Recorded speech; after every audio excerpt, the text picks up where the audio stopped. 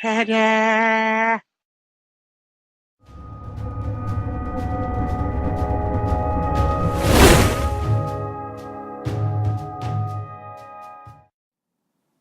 Hello gamers, Matthew here from Grey Army Gaming in lovely Lund, Sweden.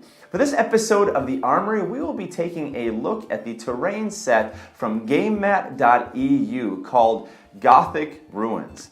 Now this is a pretty incredible set of terrain. It comes pre-painted and ready to go. You just take it out of the box, throw it down on your table, and there's more than enough terrain to fill up an entire battlefield. So if you are starting out and you need some terrain and you need it quickly, this is a good option for you.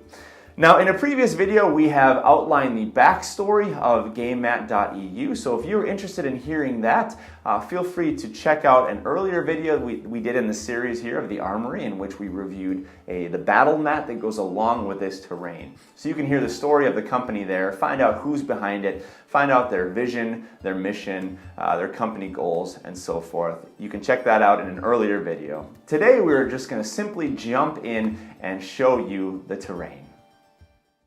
Alright gamers, here is an overview of the pieces that you get in this terrain set. And as you can see here, there is a lot going on here. This is plenty of terrain to fill up an entire board. So let's go ahead and take a look at each of these pieces in turn.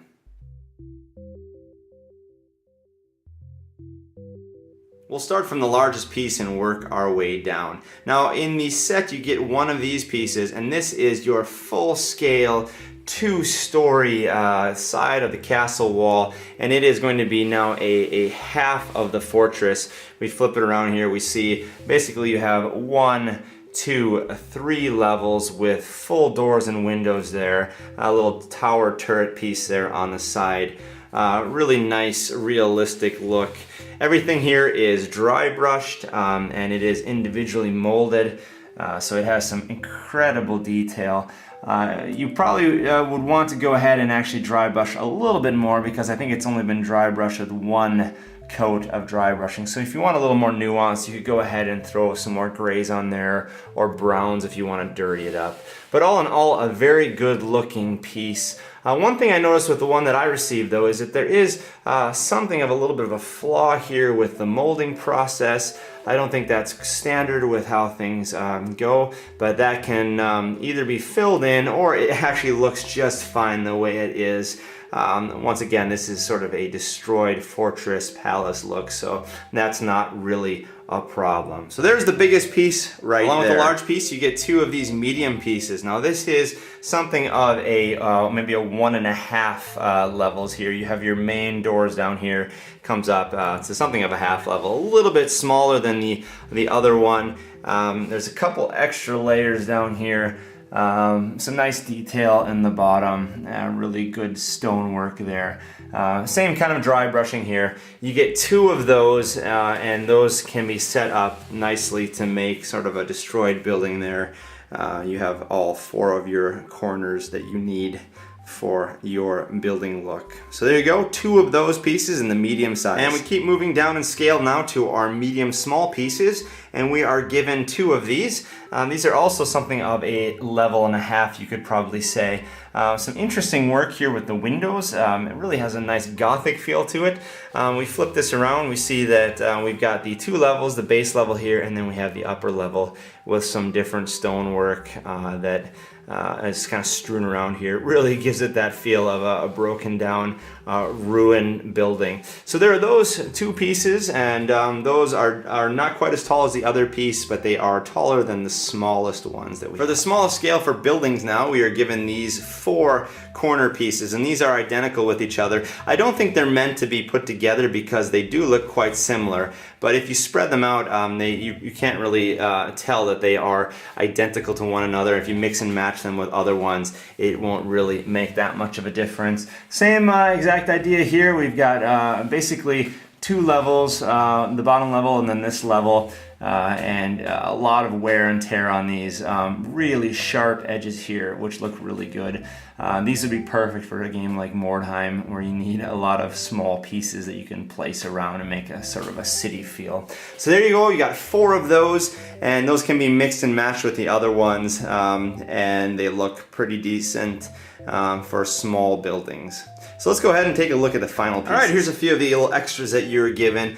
We have some of these window pieces that have fallen out from the large buildings and some of the smaller window pieces. In addition to that, we have a couple shorter walls, and over here we have also some walls that are a little bit larger that have windows in them. These I think you can actually use to create more buildings. So if you want to, out of these walls, you can in fact have an entire extra building. So there's lots of different options there. These are going to be really fun to sort of throw them around and have them strewn about on the battlefield, or even right next to the buildings. I'll give you a shot of how that can look. So here's just a little example of how it can go. You might have the window pieces right there resting against the windows, or you might even just throw them out in the middle of the battlefield as if the buildings were destroyed and then the parts and the stones were carried out away from the buildings. So that gives a nice feel. If you want to have a really good sense of a destroyed village, you can place those pieces around and have a little more freedom. If you want to use them for cover, for terrain, there's lots of different options here. And here's just a quick shot of how it looks when we use the terrain from this kit on a 6-foot by 4-foot battlefield. Now I have only used the terrain in this kit, and as you see, we are filling up the entire space. This is almost too much terrain for some games. For games like Warhammer 40k or Mordheim, Kill Team, this will be great. You need a lot of terrain out there. But yeah, you can see here I haven't even added any additional terrain. This is just the terrain from the kit. So if you're going to be building your battlefield, there is more than enough here for you to use. You most likely won't use it all, but there are a lot of different options. So plenty of terrain. If you want to get a battlefield started up right away, this terrain kit is more than enough for what you're going to need. And just a little final note here about the materials used. These things are super heavy. We've got solid resin pieces here. I've in fact dropped a few of these on the floor and they have survived. So these are really solid quality pieces. You can hear here that they are definitely made to last. So pretty heavy stuff. If you're going to be transporting it, it might not be the ideal type of terrain for you because, like I said, it is incredibly heavy. But if you're just going to be using it at home or in your local game store, then it's really good, solid stuff. It's going to last you a long time.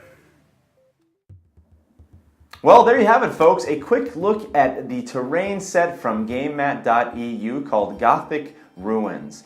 Now I will put a link to the website below if you'd like to go and check out this terrain set or anything else that Gamemat.eu offers. I can highly recommend this set. You've seen it in a lot of our bat reps and you will see it in a lot more of the bat reps we do in the future.